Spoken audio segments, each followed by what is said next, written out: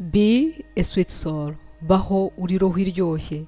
Ese kubera icyo ugomba kuba roho iryoshye? Nuko ari cyo waremewe iki? Umunezero.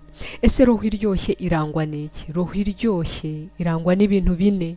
Ibintu bitunga roho ni bine: amahoro, urukundo, umunezero ndetse no gukiranuka. Ese hari ahantu muzi, hari isoko muzi ricuruza umunezero? Hari ahantu muzi mushobora kujya kugurira amahoro? Hari ahantu muzi mushobora kujya kugurira urukundo? Ese hari ahantu muzi, hari ikintu muzi dushobora gutanga kugira ngo tubashe gukiranuka? Ibi bintu biva he? Biva ku Mana. Imana niyo nyanja y'ibi bintu byose uko ari bine.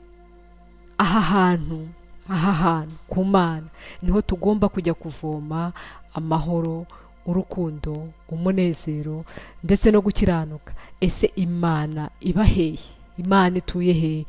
Ubumana ni muri twebwe, ishusho y'Imana muri twebwe, Imana ituye muri twebwe. Bivuze ngo isoko y'amahoro, isoko y'urukundo, isoko y'umunezero, ugukiranuka bituruka muri twebwe. Nubasha gusobanukirwa ibi bintu, nta muntu n'umwe muzamugirana ikibazo, kuko ntabwo uzajya umuhora ko ataguhaye amahoro, si uyatanga. Ntabwo uzajya umuhora ko atagukunda, ntabwo ari utanga urukundo. Ahubwo ugomba kuba umutunzi w'ibi bintu uko ari bine, ukabigaba mu bagukikije. Niwe mugabuzi wabyo, hanyuma wamara kubigabura bikazakugarukira. Nta Mana nta buzima, nta Mana ntushobora kubaho uri roho iryoshye.